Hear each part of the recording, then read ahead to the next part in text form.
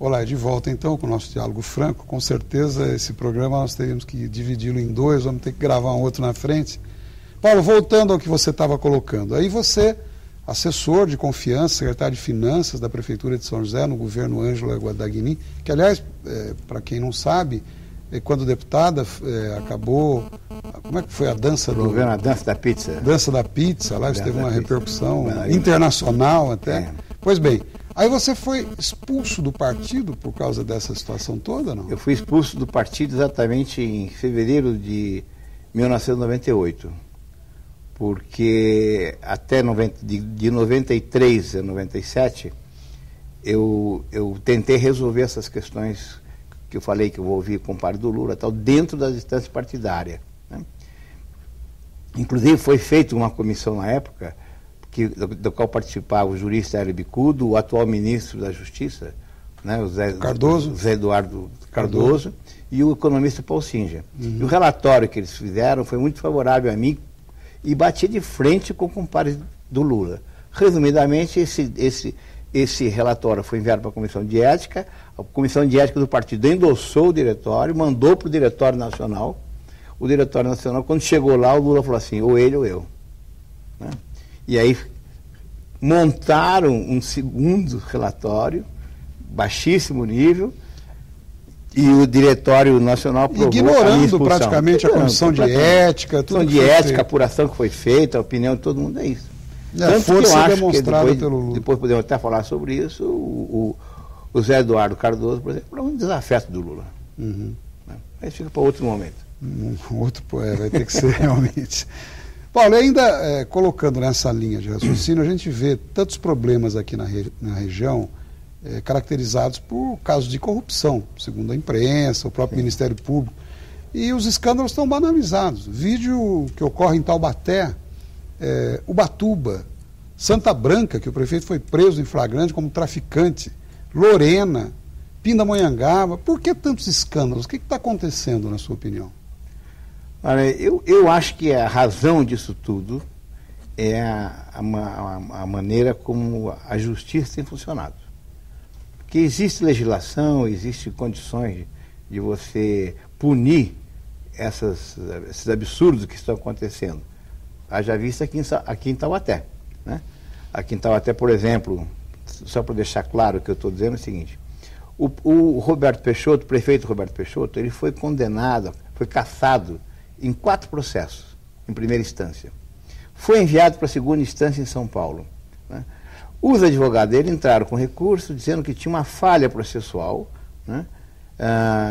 Que era a não inclusão da vice-prefeita no polo passivo, e simplesmente o Tribunal de Justiça acatou isso aí, né? E mandou, quer dizer, não entrou no mérito, não foi olhar o conteúdo das provas concretas que existiam contra ele. E esses processos foram enviados para Brasília.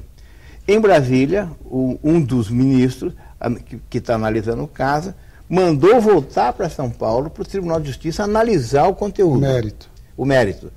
Mas só que, em contrapartida, o que ele fez? Ele fez aquilo que os advogados chamam de embargo de gaveta, né? O que é embargo de gaveta? Ele, ao mesmo tempo que ele mandou voltar para São Paulo, ele recebeu, deu um outro despacho, acatando um pedido do advogado dele, e engavetou o processo. Ou seja, o processo que está na gaveta do juiz, que está remetendo o processo para São Paulo, que não chega em São Paulo. Tá bom, então você está colocando uma situação que envolve o judiciário como um todo, e é real, né? Que é real. É real. Né?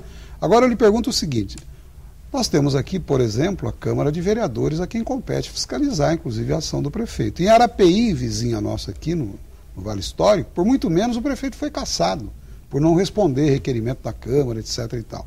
Aqui, se essas provas são cabais, independentemente de terem ido para o tribunal, etc. e tal, essas firulas todas, como é que você vê a posição da Câmara Municipal de Taubaté com relação a esse problema?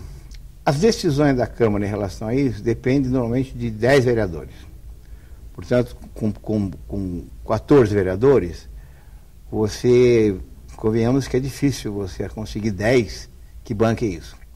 E eu vivo uma situação muito real disso aí, porque desde o ano passado, em que nós divulgamos um rodapé com a fotografia dos 5 vereadores que livraram o prefeito da cassação, eu sofro ameaças permanentes dos vereadores, dizendo que eles não vão anunciar no jornal, porque como é que isso aqui não é notícia mais. Falei, claro que é notícia. Isso aí, eu acho que um dos papéis da imprensa é manter viva a memória do seu leitor.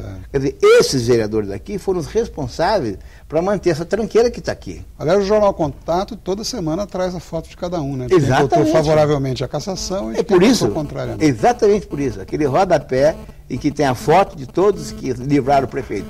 Esses votaram favoravelmente à cassação e esses votaram favoravelmente ao prefeito. Isso incomoda. Há uma blindagem aí, na verdade. Não, a blindagem existe, claro. A blindagem a gente sabe que política é cheia de trocas de favores, toma lá da cá, a famosa frase franciscana. Bom, você que é muito bem informado, infelizmente nem toda a região tem a condição de ler o Contato que nós temos aqui, né? Um jornal muito lido, formador de opinião.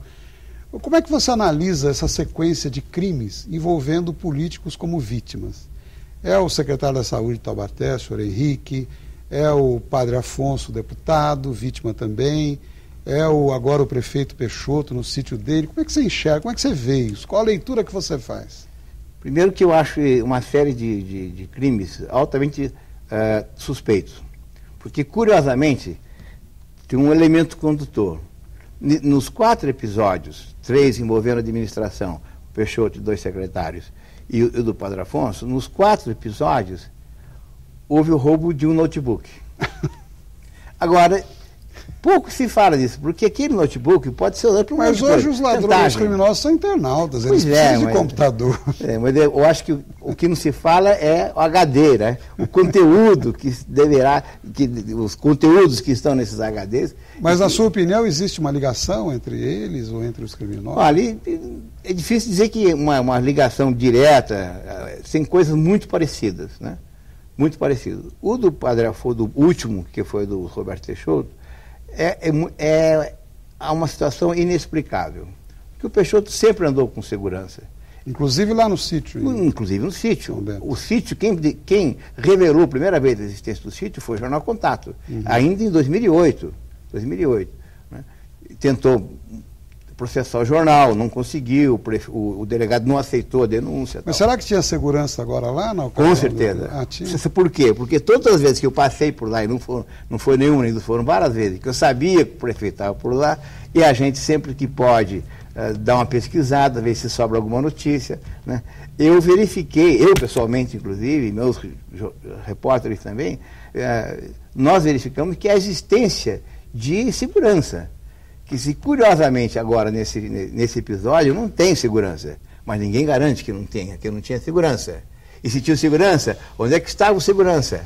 Quer dizer, isso vai ter que ser explicado em algum momento. O prefeito disse que ele pulou o muro. Muro de onde, cara pálida? Você só tem muro na frente.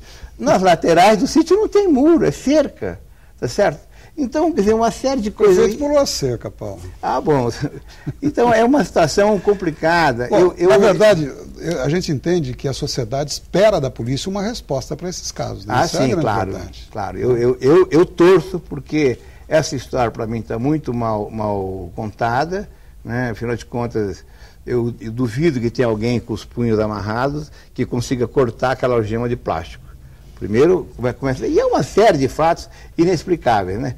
O Peixoto se encontrava numa casa, estava saindo a esposa, mas ele estava numa casa e a esposa na outra casa. Eu não posso penalizar o nosso produtor lá, o Cristiano. Eu vou pedir um minutinho mais de licença, a gente já volta. Até já, continue conosco.